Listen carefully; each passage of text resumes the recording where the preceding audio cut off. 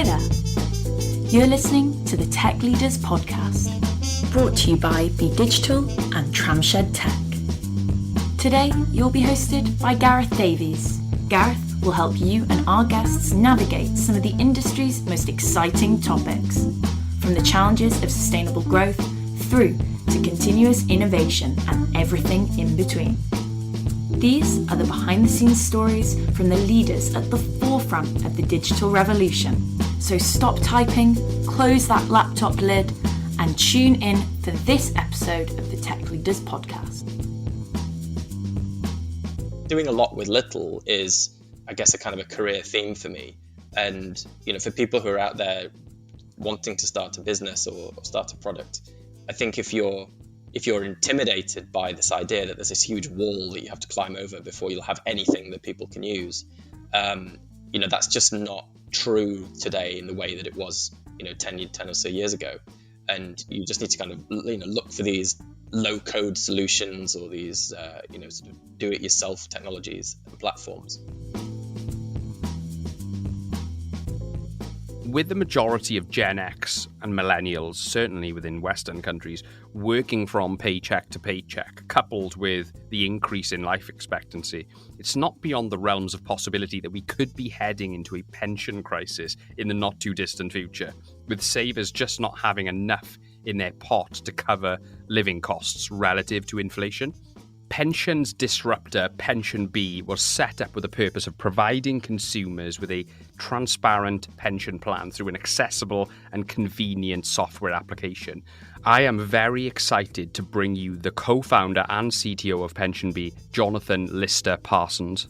A theoretical physics graduate from Cambridge University, Jonathan spent the early part of his career working with startups in the bustling tech community of Silicon Roundabout, and following an impromptu meeting with his co-founder at a tech event, the PensionBee journey began. They now have £2 billion under management and are the UK's leading online pension provider.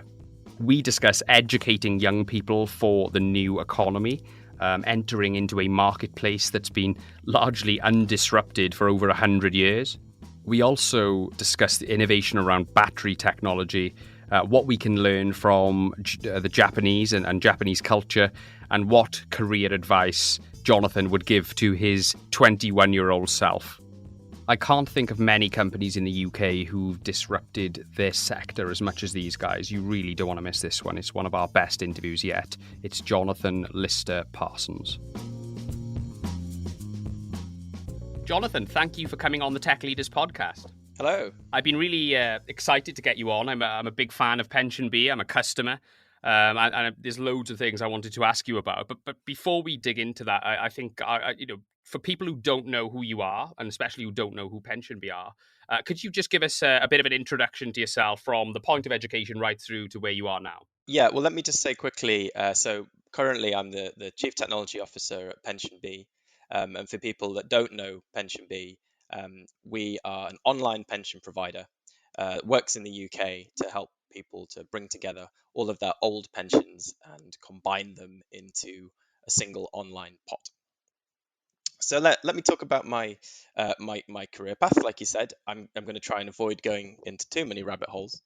So education-wise, I'll start at university. I did a physics degree, and I did that at Cambridge, and I realised fairly early on that professional science wasn't something that I wanted to go into.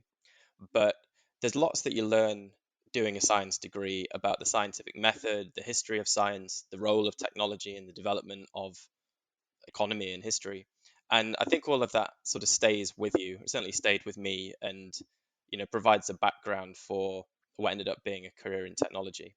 So I came out of university and went to BT.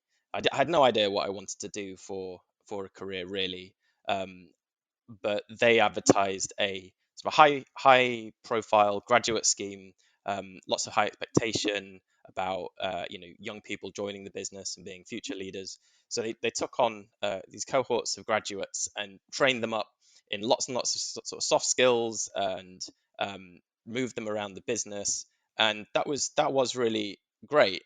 And it was a really great introduction to working in a massive telecommunications corporate. after a few years of that, after a couple of years of that, I felt the urge to kind of move out of the general management scheme, and I retrained on the job as a software developer. And that landed me in a small unit of BT, a new unit called Osmosoft, which was actually an acquisition. And they'd acquired a guy called Jeremy Ruston, who is the founder of an open source project called TiddlyWiki, which is a fascinating piece of technology. And they brought him on as the head of open source, essentially. And our remit at Osmosoft was to kind of make BT look good, if you like, in the open source and the web technology industry. Partly as a sort of profile raising exercise for recruitment purposes, but also to try and learn what we could out in the real world and bring that back into the business, and see how we could use open source technology and web technology better inside the company. Inside a corporate, you don't often get the opportunity to be so sort of directly exposed to the outside world. And we were encouraged to contribute to the TiddlyWiki open source project. We were encouraged to work on our own projects. We went to lots of informal meetups and unconferences, as well as going to some actual conferences. And there was some sponsorship opportunities as well, which was good because that sort of made us quite visible. So that was a fascinating immersion, and also the team was amazing. We had some really, really great people.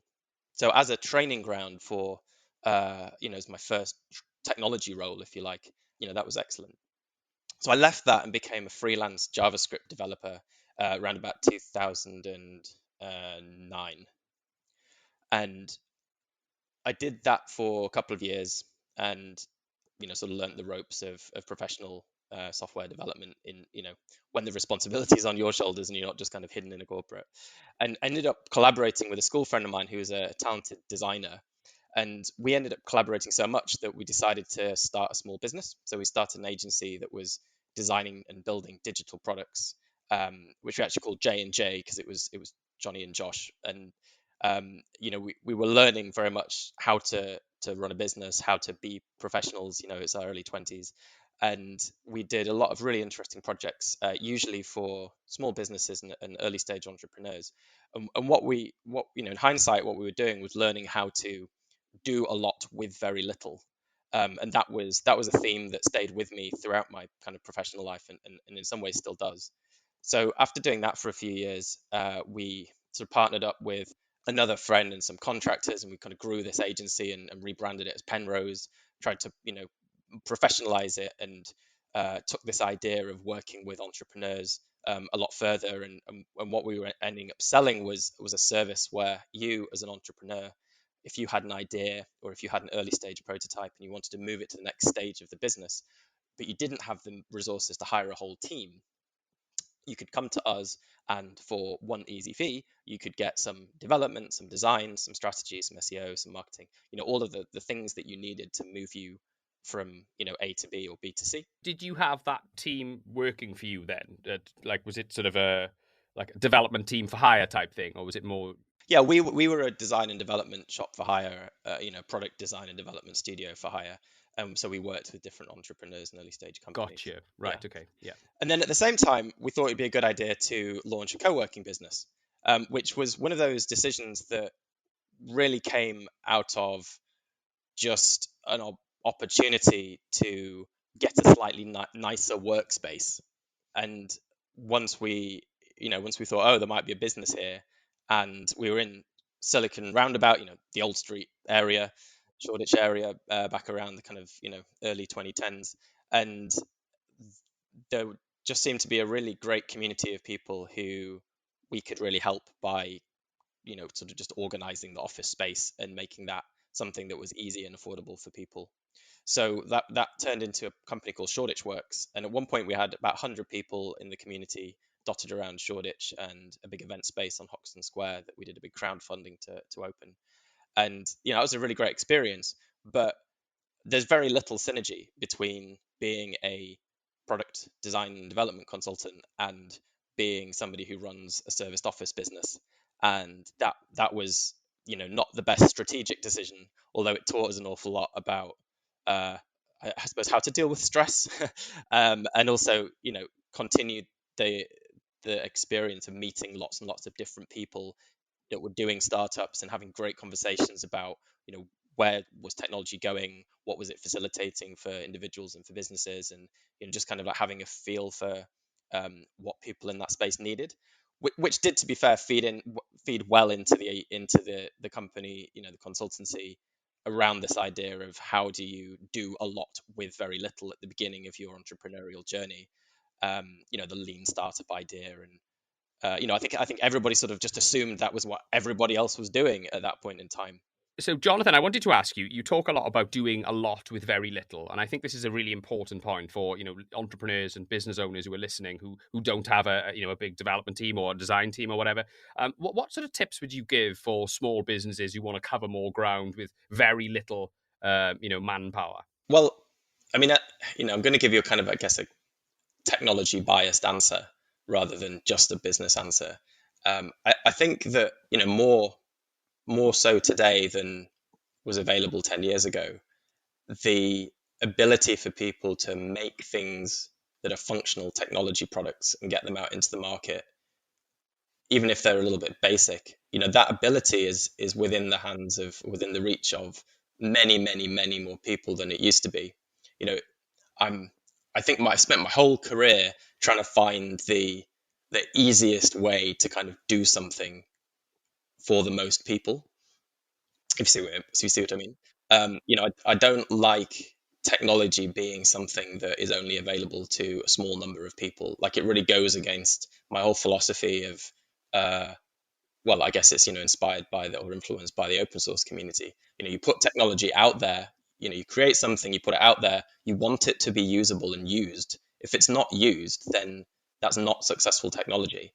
And if it is in the hands of a very small number of people who are able to use it expertly, and they sell their expertise and access to that to other people at a very high premium, you're really missing out on the economic opportunity, of spreading all of that technology around and just like raising the bar for many more people. So, sorry, slight political science diversion there, but the point is, today, even something as simple as Wix.com, it's got so much better over the years, and it's joined by other sort of things like Webflow, which a little bit more, you can do, has a bit more power to it, and a few, Squarespace is still around. These sites that almost feel like they're not that much further along than just a WordPress site, but in reality, they now have checkouts, which used to be a nightmare to do. They integrate with a Shopify, front end, and Shopify kind of hides all that complexity for you. Video encoding and hosting, that's so much easier to do. There's so many services, mobile apps. You can put together simple mobile apps with a back end, and you don't need the same level of technical expertise that you used to do. And I think this means that people can prototype services and demonstrate the need for something in a market, and particularly at a community level, put something together that actually works for people to solve problems. And that's very, very exciting, and something that is really, we're scratching the surface with, if we think about the future evolution, where that's going in terms of technology. So yeah, doing a lot with little is, I guess, a kind of a career theme for me. And for people who are out there wanting to start a business or start a product, I think if you're intimidated by this idea that there's this huge wall that you have to climb over before you'll have anything that people can use, that's just not true today in the way that it was 10 or so years ago. And you just need to kind of look for these low code solutions, or these sort of do it yourself technologies and platforms. Absolutely. I think it's like the democratization of application development, essentially, isn't it? But I think I really want to ask you a question on this point, because I know, obviously, being in the tech world, what do you, in terms of the vocation of software engineering, is this going to be threatened by this drag and drop revolution, do you think? Do you know what I mean? What are the coders going to be, if it's really easy to develop websites, applications, to develop everything, well, what's going to happen to software engineers? Are they going to become obsolete? I love this. So software developers have been, not arrogantly, but confidently predicting that, software will eat the world, to quote Mark Andreessen. And they technologists assumed that was happening to other people. And so you could sit in your technological ivory tower and say, okay, well, this is coming, and if you care, then you can sort of try and think through the effects of software eating jobs, and what do you need as a society to deal with that, whether that's a better welfare net or better training or other techniques. And anyway, I always felt that dialogue was very kind of naive anyway, because technology is not really there to eat jobs. Technology is there to come in and for the most cases, kind of solve very specific pain points that human beings are not well used doing. Technology is much more useful to sort of automate the tedious activities than it is to come in and replace things that humans are very good at. And once you take away things that are repetitive, who wants to do their own laundry? Nobody wants to do their own laundry, but nobody complains about the fact that women don't have to stay at home doing laundry. So in hindsight, technological development often looks like a really great idea. And that apparently was the most influential technical development in the 20th century. More so than flying around the world, because that liberated a whole gender practically into the workforce, and so it has more effect on GDP growth and economic growth than many other things. And yet it seems so sort of simple and daily, and nobody could think of a world without that. So I think people really misunderstand the nature of technological change, and it's much easier to throw up a headline that's like, 40% of jobs are at risk of automation and we're going to have jobs apocalypse, because it's much harder to actually understand the minutiae of where is technology coming into my business to change the nature of somebody's job. Am I actually going to lose them as an employee, or does this mean that my business is more able to provide a better level of customer service or product design or whatever it is that the human beings are then able to do, which then means that your business can be more successful, but with the same amount of sort of costs. So it's not obviously, I mean, people tend to think of it as a zero-sum game, right? Technology eats all the jobs and therefore the people have nothing to do. But it's not a zero-sum game. It's technological change driving economic growth. But that's just much more of a nuanced argument. But also, Jonathan, driving the evolution of the labour market, isn't it? Because people, the jobs are not disappearing; they're just changing. The people who used to, like in the Industrial Revolution, I suppose the people who were doing manual tasks were just they were getting replaced by machines, but those machines needed operators. So, you'd go from doing the manual labor to the machine operator. And it's a bit like, I suppose, what we're looking at here with the digital revolution, isn't it, surely? Yeah. So to come back to your question about low code and is GPT-3 going to start writing everybody's computer programs for them? Probably not in the short term, but I would 100% welcome technology that makes it easier to be a more competent software developer. Maybe software developers who are exploiting a very tight jobs market to be very highly paid contractors don't want that to happen because that they perceive a risk to their day rates.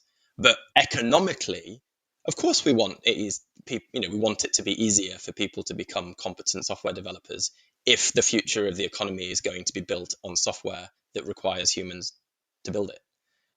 And there are lots of things that people haven't even started doing yet in software and technology.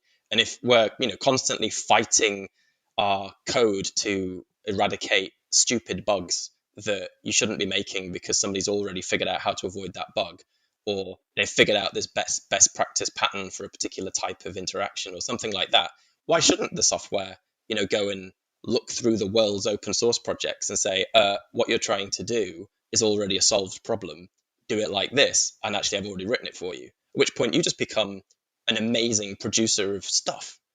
Like, doesn't that make you more valuable?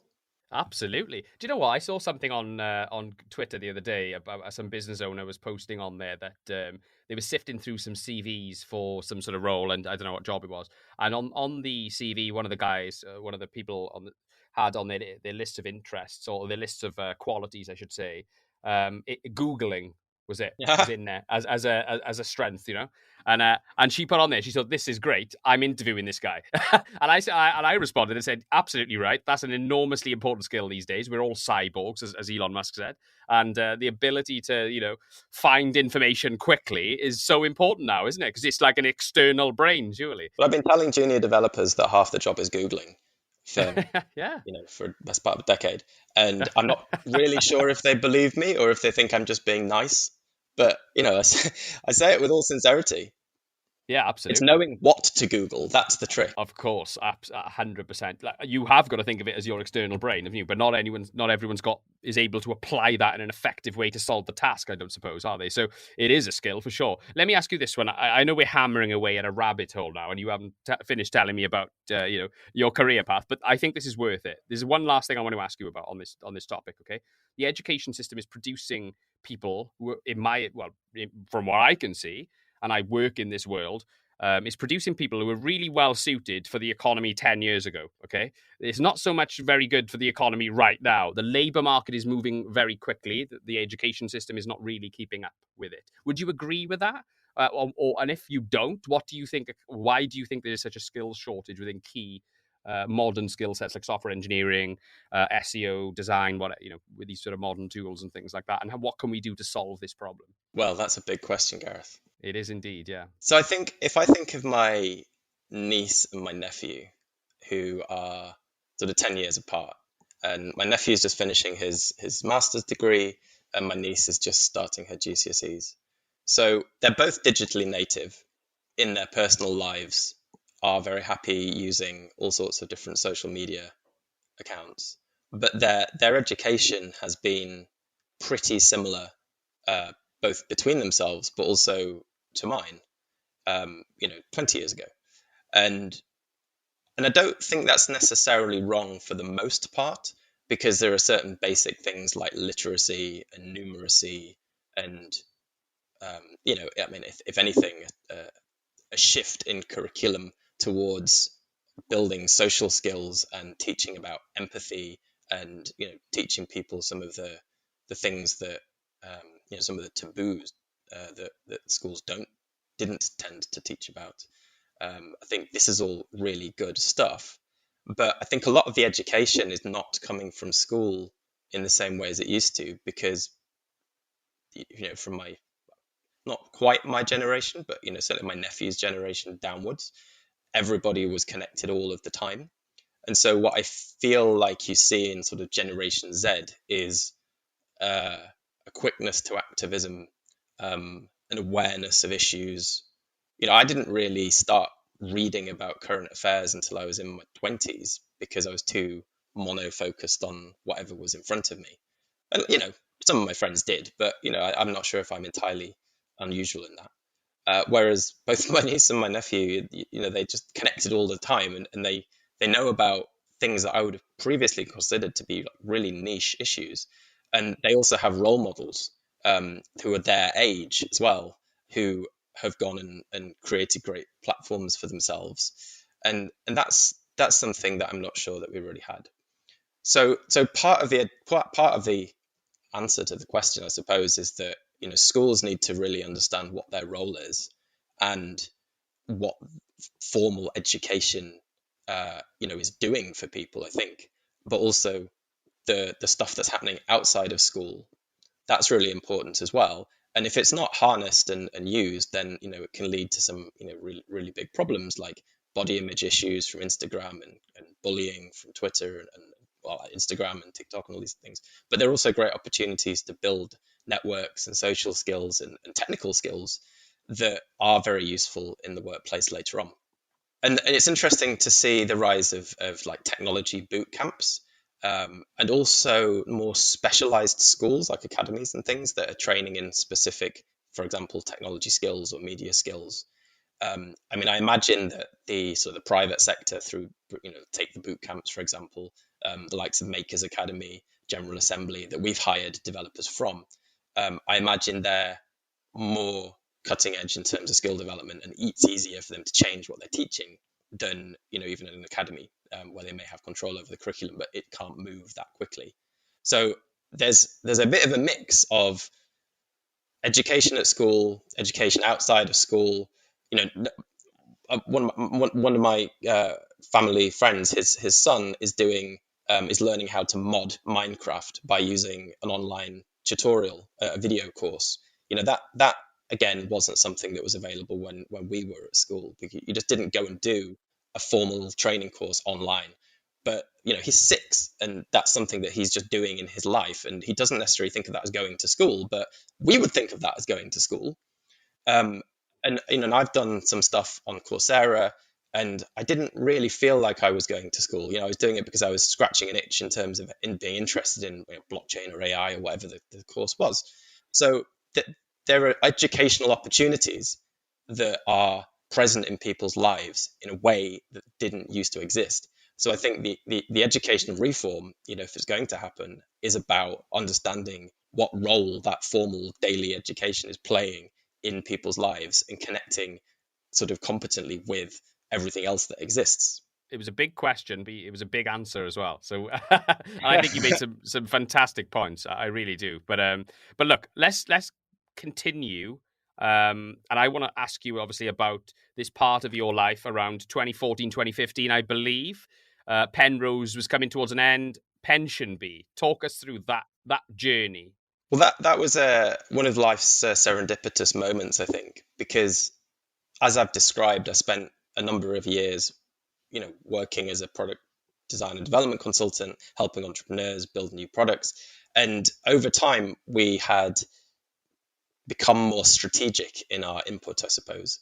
And what the company had just really launched was a concept that I was calling CTO as a service.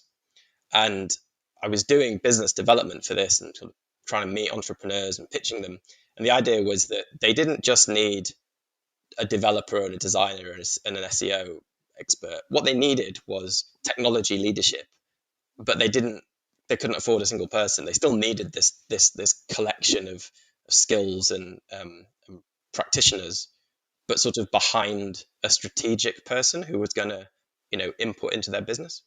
So meeting Romy, that was actually a situation where I was pitching her to buy into this service. And in fact, we signed a contract. So the first, we signed a contract to build the technology for PensionBee over the first 12 months of PensionBee's life.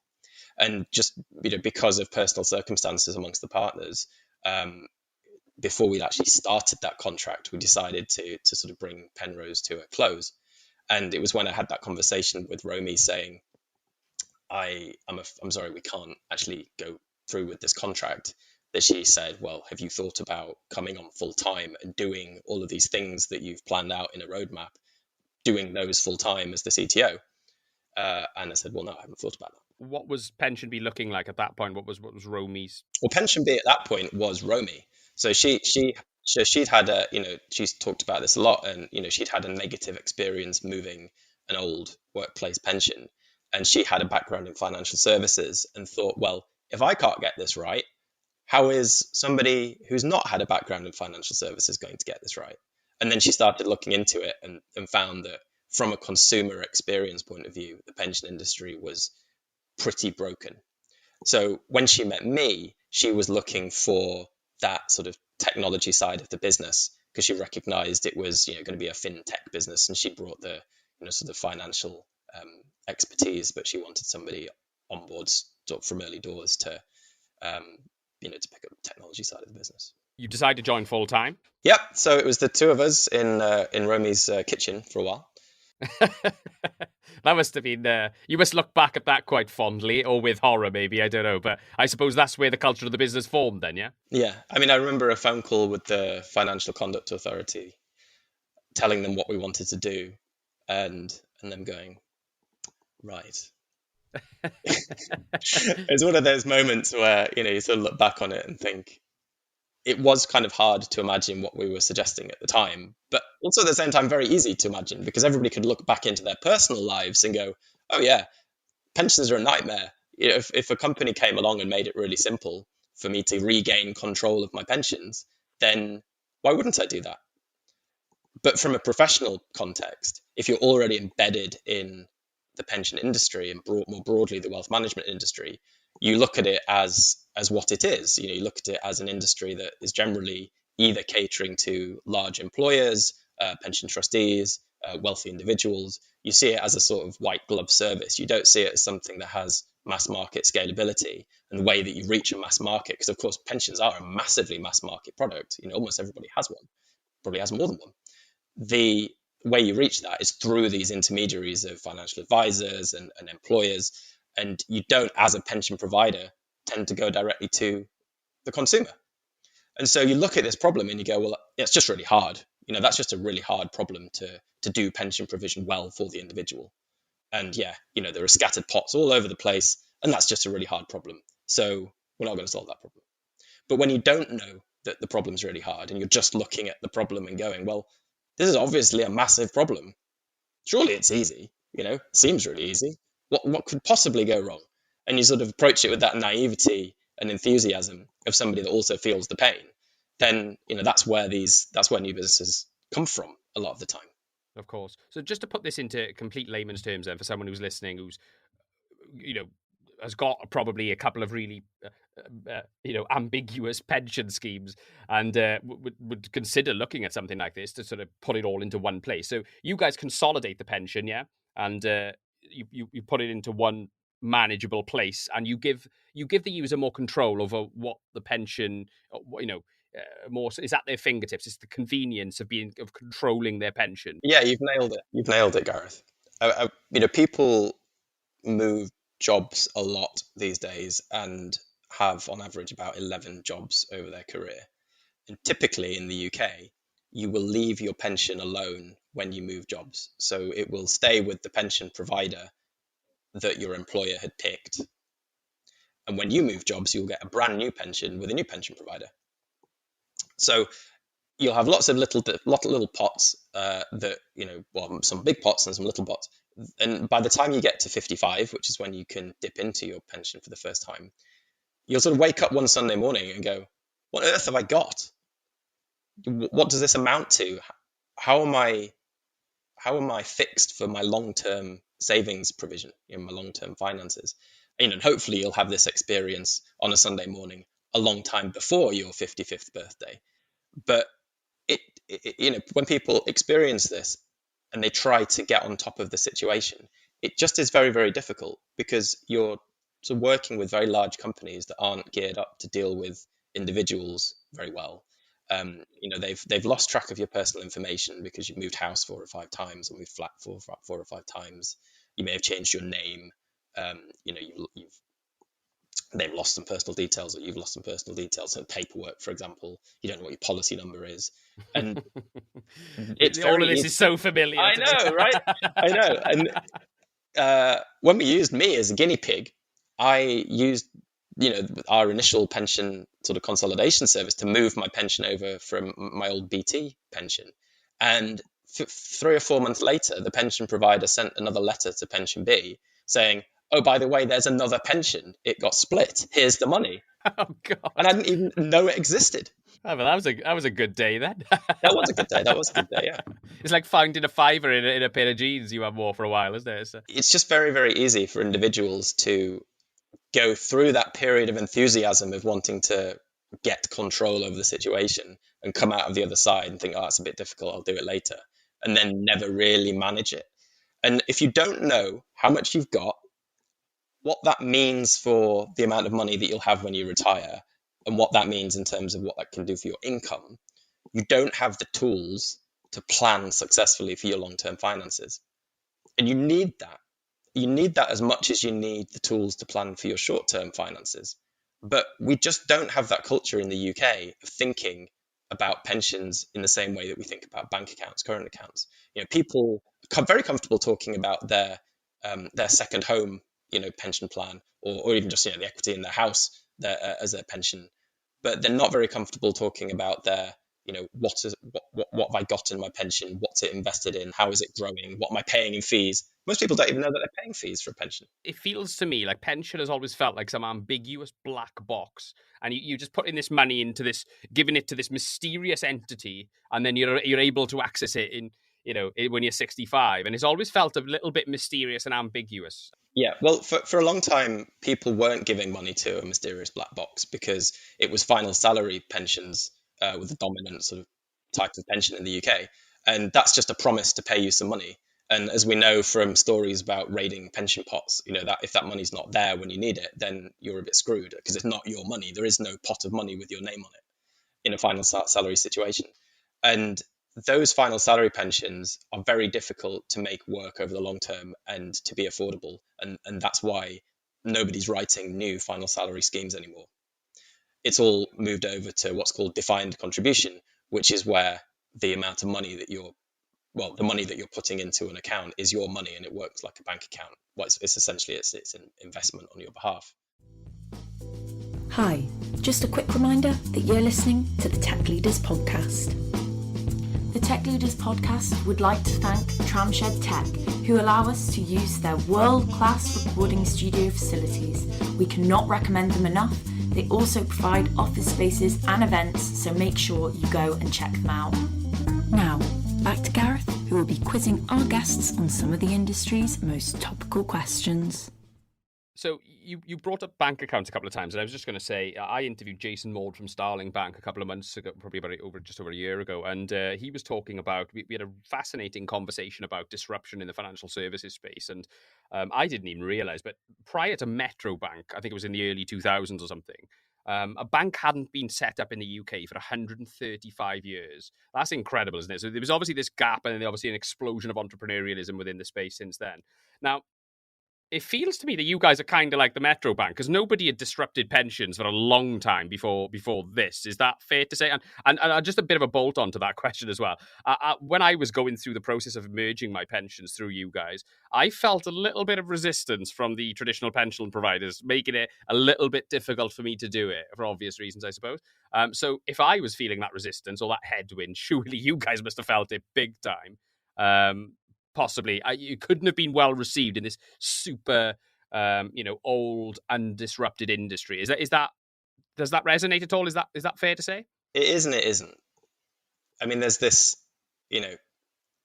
Clayton Christensen, who obviously died recently. He's written a lot about the innovator's dilemma and disruptive technology, and he accurately recognizes that when something is disruptive, it is different and seems inferior and is therefore ignored by the incumbents. And I think for a long time that was the case with PensionBee, because if you think of a big pension company, they've been around for a very long time. As sort of to touch on your first point, I've sat in a couple of presentations where pension providers have traced their origins back to the 17th century and the insurance market in Edinburgh and that kind of thing. And like they've been around for a very, very long time. They're very large. The market in the UK is huge. There is a huge amount of money in pensions. And so when a company like PensionBee pops up and says, we would like to, here is a letter of authority. We would like to know about this person's information. Now we would like to transfer their pension. I'm not sure that it even really registers on any dashboards at any sort of level of seniority, because these companies are already moving millions of pounds worth of pension funds between themselves on a very regular basis. And so when a small company pops up and starts to talk about going direct to consumer and making things easier for people and starts, moving some funds in, there's nothing to stop nothing to stop individuals moving their pensions back out of PensionBee, going to an established player. And, we don't put up any barriers, and the providers know that. Like I said, they're used to moving money back and forth. So initially, I would say that they didn't throw up massively significant barriers, quite a lot of them.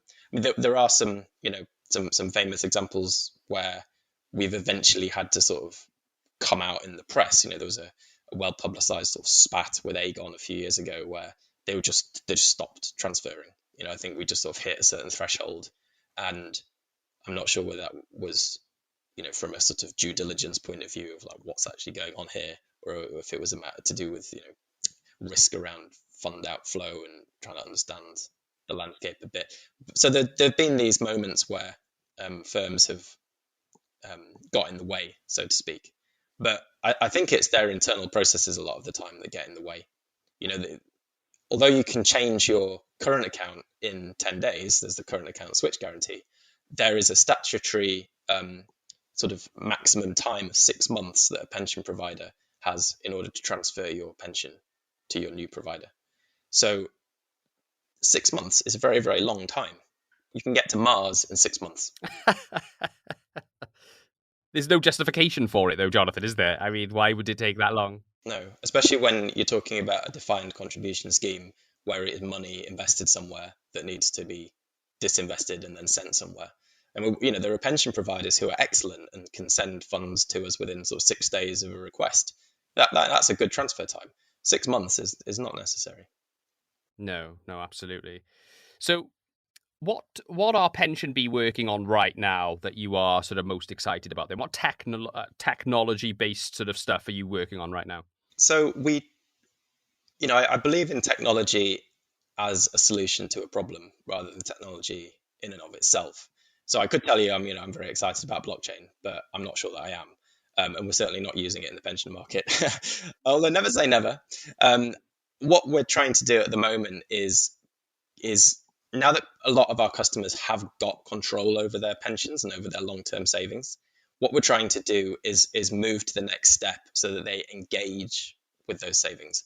And it's sort of investment transparency, I suppose, is the theme that I feel very excited about at the moment. And that's really a data story. So if I've got my money invested in one of our diversified funds, that might be invested in dozens of different equities, bonds, cash, other securities, and being able to see through to what that's actually invested in, and then ask myself, is this invested in line with my values? Is this invested in line with, maybe my other investment strategies if I have them? That's something that shows people that there is a direct connection between them putting money into a pension fund and there being an impact in the world. And not everybody cares. Some people just want to see their money grow over time, and as long as they know it's being stewarded, then then they're okay. Whereas an increasing number of people, and I come back to these younger people, but it also applies to older people as well. It's across the board. They want to see their money have a social impact. They want to see it work for good whilst it's invested in a pension scheme. And being able to say, right, here is the list of companies that this is invested in. When you dig through the funds, that is very exciting. It also then leads you to ask the question of, well, what can they do with that ownership? In theory, they're the owners of portions of companies. What agency does that give them? Does it give them voting rights? What can they do with the power of being, we recently announced our first half of the year results, £2 billion under administration. That's a lot of money. So what do we do with those minority ownership stakes in companies in the UK and around the world? And what do our customers want to do with them? Is it all entirely passive, or is there something a bit more active there? So I think, this next step of engagement and how do we use technology, lots and lots of our customers, something like 40% of our customer base have downloaded our app, and they have that opportunity to engage in their pocket all the time. How do we leverage technology to generate that level of engagement? Yeah. Do you see strategically? Do you see your guys? Do you see PensionBee branching out of just pensions into things like fractional shares, brokerage like Robinhood or something like that, or some democratized investment platform of some sort outside of just pensions? Is that? I know it's a bit difficult with the word with the term with the name PensionBee, but you could use the B part and rebrand it and have a different offshoot, couldn't you? Do you see that on the business plan at all? There are ways to be a sort of a super app and be very successful, definitely. But for me and for PensionBee, we want to be the best possible pension provider that we can be for our customers. That's a relationship that can last 30, 40 years. So we've got our work cut out to make sure that we can continue to satisfy those customer needs and achieve that goal of being the best pension provider that we can be without being distracted by all of the other financial services products that exist. And I think there are some really excellent, both new and old products that are occupying these niches. So, you can, mortgages and current accounts and insurance products, and all sorts of different financial services products. There's an ecosystem, and we've had an open API since day one. So we want to play nicely in the financial services ecosystem such that the individual is able to get the best experience, the best products and services for their needs, and they can get them from the companies that are specialized in providing those things.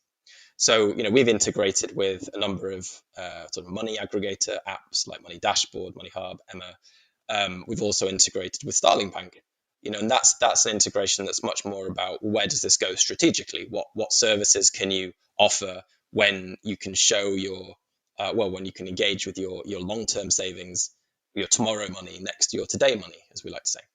So there are opportunities that are built from combining the products and services of different companies. And this is what open finance is kind of all about, which is I suppose the follow-on from open banking, which in my opinion is still yet to see its killer app, because just being able to see things, whilst that's good, that isn't necessarily leading to sort of tangible behavioral change and clear economic opportunity. But it's created a shift in mentality. It's created expectation that these services are integratable, that there will be a marketplace. And it feels a lot more like sort of the consumer and the sort of small business, SaaS marketplace, in a way that maybe financial services sort of really didn't 5 to 10 years ago. So that, I think, is all very, very relevant and only becomes more so as as we continue over the next 5-10 years. So for me, there's enough going on in pensions right now. We don't need to move into those other sort of markets. No, of course. So let's step back from PensionBee and pensions in general then, and just asking you a question about, you're a techie at heart, clearly. What innovation are you most curious about going on in the world right now? AI, blockchain, whatever. So I've been predicting big increases in battery capacity, battery technology for about, I don't know, getting up to, certainly more than 10 years. And I haven't, it hasn't got there yet. I think every year I think now's the time when, I won't have to charge my phone anymore, or now's the time when I can drive this electric car and it'll just charge itself, or It's the main thing that's holding back technology innovation, isn't it? Battery is such a big restriction to everything. Cars, mobile phones, like you just mentioned, and other things as well. Yeah. I don't know if you remember, a number of years ago there was an initiative called One Laptop Per Child, and Yeah, this I remember little green kind of chunky laptop that was actually a really cool piece of technology, and you could charge it by plugging in this big, like, kind of Duplo crank handle and just really go for it, and it would charge the laptop. Yeah, I remember that. I don't know. I feel like maybe we need to get a bit more of that. People's watches are quite happy charging by the movement of their wrists as they sort of walk around, but I'm not sure people want to go get a crank handle out and charge their car up. But anyway, maybe that's getting off the topic. I think Japan is running the Olympics at the moment, hosting the Olympics, and they've made this big statement that they want to be a sort of world player in a hydrogen economy. And the Olympic flame and the torch was this kind of invisible hydrogen flame. And they've made this big investment into heavy industry. And hydrogen is really interesting because they want to see hydrogen battery packs powering electronic cars, because then they're still batteries. It's just a different battery technology. So I think in some ways the market is doing a great job at squeezing more and more out of lithium-ion batteries and variations thereof. But there's also these other technologies that will create storable power, and maybe that'll help to solve this dependence on constantly needing to plug into something, which as you say is holding a lot of things back. Yeah, it's a fascinating space, and I think Tesla are doing some really cool stuff in that space, aren't they? But I'm sure all the major. Yeah, and there's a huge amount of investment in China as well. Chinese electrical vehicle companies are becoming a really big deal. And if you're not developing battery technology as an electric vehicle company, I think you're missing this opportunity to differentiate yourself. But I've seen announcements of Chinese EVs with sort of 600-mile ranges, 800-mile ranges, top-end Teslas coming out with that level of range. These are really, really big ranges. You can drive up the length of the United Kingdom in one go. Really? Well, 600 miles, right? How far Oh, away? yeah. Yeah. Yeah, you're right, yeah. That's really helping. But I still have to charge my phone every night. Yeah, absolutely. And there's nothing. Well, I mean, there hasn't been a great deal of innovation or improvement for the last 10 Well, years. it's a retrograde step. I used, my Nokia 3310 I was had a battery of life of 2 weeks. Yeah. Used to charge you once a week, didn't you? Or maybe even less. But it's crazy, isn't it? But just very quickly, I wanted to ask you as well. I know I heard you're massively interested in Japan and Japanese culture. What have you learned about? I understand you've read a few books on Japan and you visited Japan. What have you learned from Japanese culture that you've taken on board into your own lifestyle? Ooh, that's a good question. What have I learned? I think one thing that's very clear in Japanese culture is the group mentality. There's this kind of traditional expression which is usually seen as a bad expression, from a young person's point of view, which is that the nail that sticks up gets hammered down, which is kind of horrifically threatening when you think about it. To put that into a child's mind, throughout their life. But the Japanese are strangely, they are incredibly unique people with incredible creativity, and they take such pride in craft and creating unique things at a very, very high level of skill, and that is not a group activity a lot of the time. But there is this idea that if you're a good citizen, you will play your part in the society. So mask wearing, for example, was something that was already in place in Japan way before COVID, and that wasn't just to protect yourself. You wore a mask if you had a cough or a sniffle because you didn't want to pass that on to other people. And there's very little crime. People will pick things up for you if you drop them in the street. People have a generally positive attitude towards harmonious society, and I think that's within Buddhism and Shinto. Like the spiritual aspects of the society are sort of backing up that way of thinking about things. And I think, without wishing to sort of, I'm probably already in the territory of overgeneralizing and oversimplifying and just being an arrogant or ignorant, like foreigner gaijin, but that does come across. And I've been to Japan only once, last in 2019, and I don't know, the books and the lived experience are sort of quite compatible in that. And so I think taking that into your own life and just trying to see, well, from a Western society's point of view and a philosophy that's much more centered around the individual, how can we take the best parts of that, but also the best parts of this idea of, society really matters and like group success really matters, and create, maybe something like moral capitalism as a philosophy out of that. So I think, combining those two worlds is really interesting. Yeah, I'm equally fascinated with Japan. I've not been there myself. I would love to go there one day. I hope to go there. And but yeah, I've always seen them. The thing that interests me is a very diligent and respectful culture, and I think we in the West can learn a lot from that. So just going on to so just to wrap up, then I know we're coming towards the end now, Jonathan. So I wanted to ask you. You've been in the pension industry pretty much with a hammer and tong for the last 6 years. What have you learnt that you can pass on to maybe a young person or anyone really in terms of about their pension? What sort of message of advice? It's not financial advice, but what message of advice could you give in terms of somebody who's needs to get a handle on their pension? I think the number one tip is to start early. So there's a blog post from a couple of months ago, April, I think, on our PensionBee website, and it's about how to save a £1 million pension pot. Which sounds like a huge amount of money, and it is.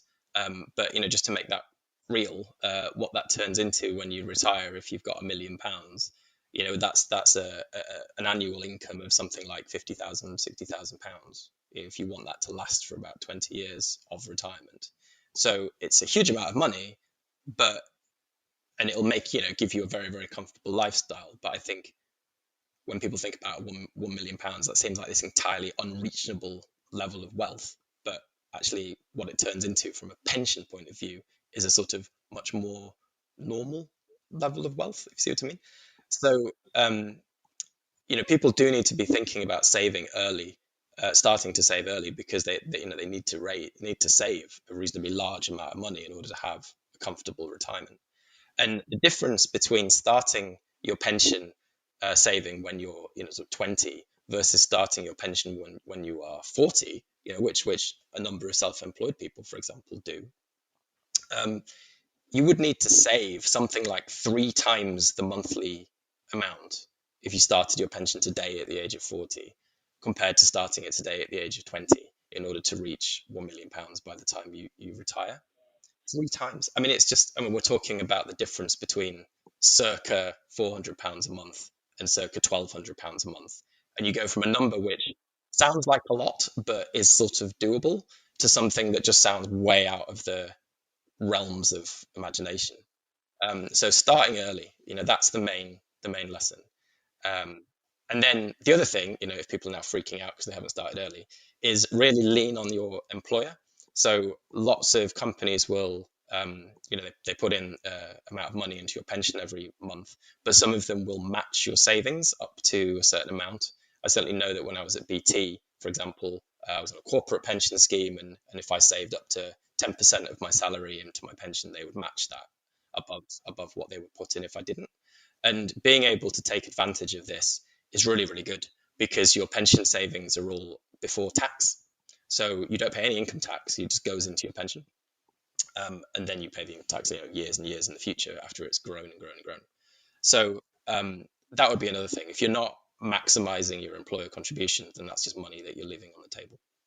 Yeah, that's really good advice, Jonathan. So what advice would you give to your 21-year-old self then? Your career advice, may I add, in terms of mistakes you've made and things you've learned, battle scars you've got. What advice would you give to a 21-year-old Jonathan?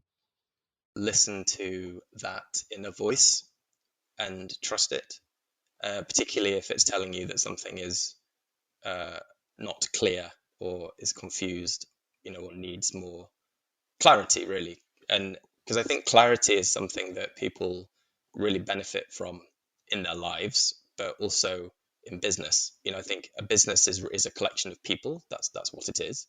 And if you don't have clarity of purpose in business, and people know what they're doing and what their role is, then you just don't have movement in the same direction. It becomes like Brownian motion. It just becomes chaos.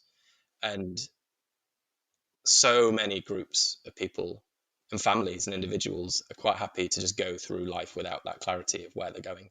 And that might just be because they haven't had that moment yet where they have decided where they want to take their life. But actually, it doesn't need to be a huge, big, what am I doing with my life? It could be something much, much more straightforward, a project, or, even how you organize your personal admin, or something. I think just having really clear thinking about stuff, taking the time to do that and recognizing that that is important, I think that is absolutely something that I would give to my 21-year-old self, and hopefully to my probably 14-year-old self, because I think it's a skill you have to cultivate over a long period of time. Absolutely, that's really good advice. I think that resonates with all of us, though. Certainly myself, I always trying to do too many things. I think focus on what's important and double down on that, I think is definitely what I think is something that resonates with myself anyway, at least. What book or comparable piece of content, if you don't read books, have you been inspired by, or was giving you an important life lesson? Oh, so many. Read books. That's also advice I would give to. That's a good one. Well, I'm in financial services now, so I suppose something that's been very inspiring to me in terms of giving me the right mind frame for financial services, is a book by John Kay, or Sir John Kay as he is now, which is called Other People's Money. It's a book about what the financial services industry used to be and what it is now, and whether or not that's a good thing. And what it's brilliant at is, and John Kay is great at this in all his books, really, is just really penetrating insight. There's that clarity again of what really matters and what questions do you need to ask. So for him, you should judge the financial services industry on whether it is providing the financial services that people need when they need them in a way that benefits them. Like that is the way to judge whether the industry is successful, not its contribution to GDP, not its profitability, not its share price, not its innovation. Literally, how is it serving the consumers and the businesses of the world? And he breaks it down into what he thinks the financial services industry is for. He says it's for making payments, it's for lending money to individuals and businesses, it's for sort of stewarding wealth, and it's for managing risk. And if you're not doing those things and doing them well in a way that benefits the people you're doing them for, then you're just, it's just noise. And a lot of it is actually very detrimental noise. And so it's a really inspiring book, and it gives you a completely different perspective for thinking about the financial services industry, and it gives you some useful history. And I've read it more than once and recommended it several times to people. But I think it's just a great read as well, because he doesn't shy away from being just like a little bit controversial and thorny, and it's it's kind of fun, and he knows what he's talking about. So, Other People's Money by John Kay. Have a look. Absolutely, I will certainly check that one out. I'm going to Menorca in about a week and a half, so I will. That's one for the side of the pool. I have to do audiobooks these days, though, because I got two kids, and reading a book is impossible. But yeah, audio. I'm a big Audible fan, so yeah, I'll certainly check that out. And particularly good for anybody who's involved in the fintech space, I suppose. So brilliant, Jonathan. I've really enjoyed speaking to you. I thank you so much for coming on the Tech Leaders podcast. I hope you enjoyed it. Yeah, thank you, Gareth. It's been great. Thanks for listening to the Tech Leaders podcast with your host, Gareth Davies. We hope you enjoyed our deep dive into all things tech. If you're keen to learn more, make sure you tune in to our next episode. A huge shout out to Be Digital, who make this podcast possible.